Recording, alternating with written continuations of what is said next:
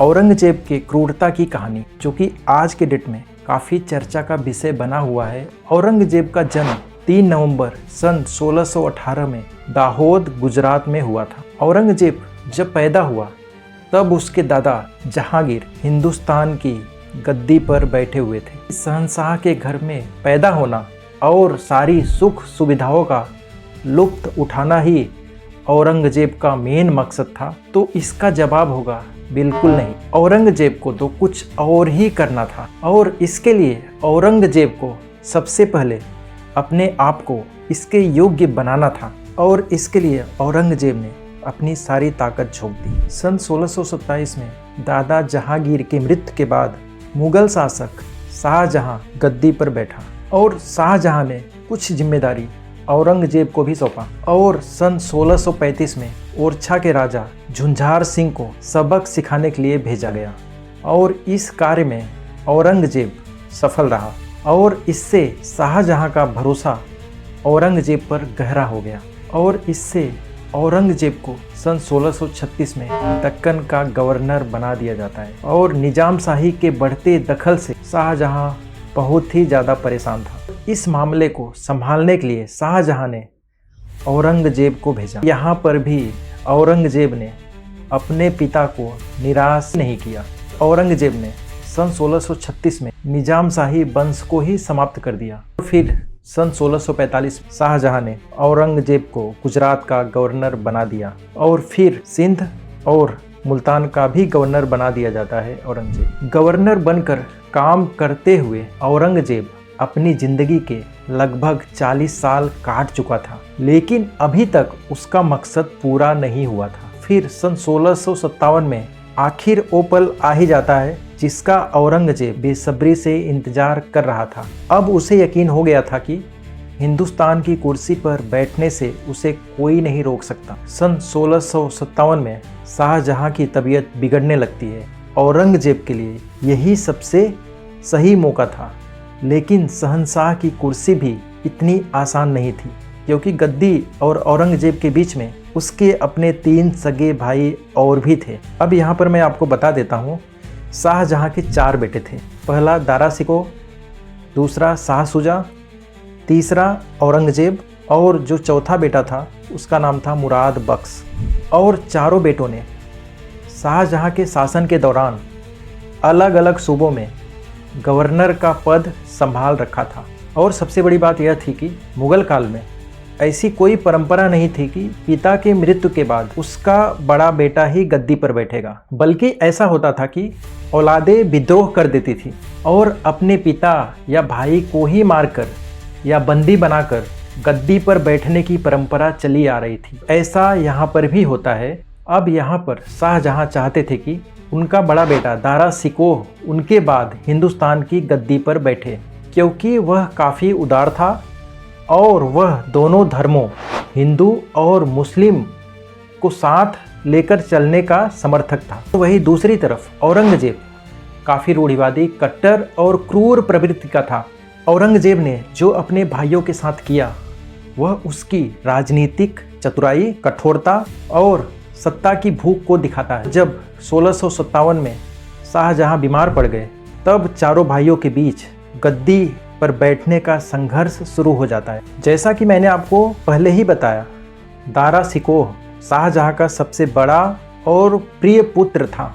वह एक उदार सोच वाला व्यक्ति था और वह हिंदू मुस्लिम एकता में विश्वास रखता था, जो कि मुगल दरबार के कई सरदारों को पसंद नहीं था। फिर क्या होता है कि सन 1658 में औरंगजेब और मुराद बख्श मिलकर दारा शिकोह के विरुद्ध समूहगढ़ की लड़ाई लड़ी और उसे हरा दिया। दारा शिकोह आगरा से भागकर राजस्थान और गुजरात में शरण लेने की कोशिश की, लेकिन सन 1659 में उसका ही अपना एक सेनापति जय सिंह धोखा देकर उसे गिरफ्तार कर लिया। उसके बाद औरंगजेब उसे काफिर घोषित किया और उसका सर कलम करवा देता है। दारा शिकोह का कटा हुआ सर शाहजहां के पास भिजवा दिया, जो कि उस समय शाहजहां आगरा के किले में कैद थे।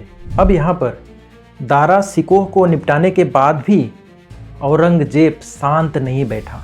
अब वह अपने दूसरे नंबर के भाई को निपटाने का प्लानिंग करने लगा। उसका नाम था शाह शुजा। शाह शुजा बंगाल का सूबेदार था और उसने खुद को मुगल सम्राट घोषित किया हुआ था। उसने औरंगजेब के खिलाफ सन 1659 में खाजवा की लड़ाई लड़ी, लेकिन उसमें उसकी पराजय हुई। अब इसके बाद वह अराकान भाग गया।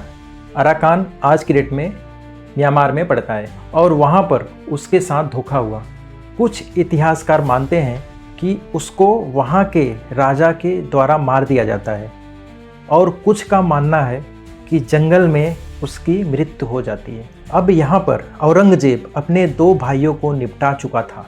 अब बारी थी उसके सबसे छोटे भाई यानी मुराद बख्श की, और मुराद बख्श ने शुरुआत में औरंगजेब का साथ दिया था और एक साजिश के तहत दारा शिकोह के खिलाफ मिल गया था। जैसे ही औरंगजेब गद्दी पर बैठा वैसे ही उसने मुराद बख्श को धोखा देकर गिरफ्तार करवा लेता है। फिर सन 1661 में ग्वालियर दक्कन के किले में जहर देकर मरवा देता है और इस तरीके से औरंगजेब अपने भाइयों को मारकर हिंदुस्तान की गद्दी पर बैठा था। इसीलिए औरंगजेब को सबसे क्रूर शासक कहा जाता है। इतना ही नहीं, औरंगजेब अपने पिता शाहजहां को 8 सालों तक आगरा के लाल किले में कैद करके रखा था और फिर शाहजहां की सन 1666 में मृत्यु हो जाती है। इस तरीके से औरंगजेब मुगल सम्राट के रूप में सन 1658 से लेकर 1707 तक शासन किया। लगभग 50 सालों तक औरंगजेब राज किया, लेकिन उसकी कठोर नीतियां और अपने भाइयों का कत्ल ही मुगल साम्राज्य के पतन का कारण बना।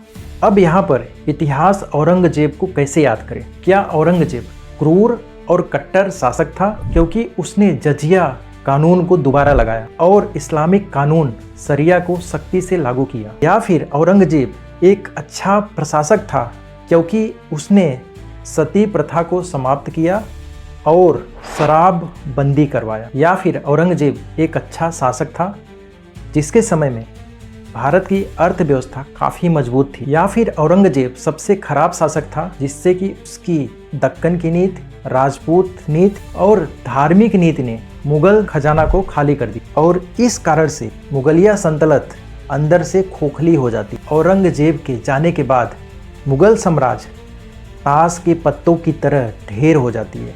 क्या औरंगजेब हिंदू समर्थक था क्योंकि इसके साम्राज्य में हिंदू वफादार भी थे, या ये हिंदू विरोधी था क्योंकि इसने गुरु तेग बहादुर और छत्रपति संभाजी महाराज को यातनाएं देकर मार दिया?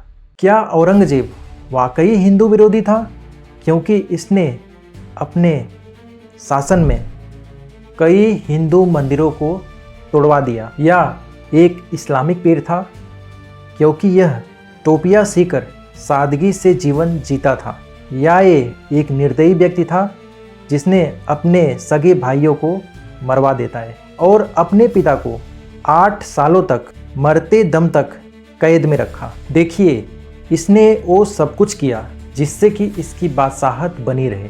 अब यहाँ पर क्या औरंगजेब उदार था? बिल्कुल नहीं था। क्या औरंगजेब क्रूर था? हाँ, बिल्कुल क्रूर था, क्योंकि कौन अपने भाइयों की हत्या करता है? कौन अपने पिता को 8 सालों तक मरते दम तक कैद खाने में रख सकता है? इसने वो सब कुछ किया जो इसकी कट्टरता और क्रूरता पर मोहर लगाता है। इसलिए औरंगजेब को कोई महान कैसे कह सकता है?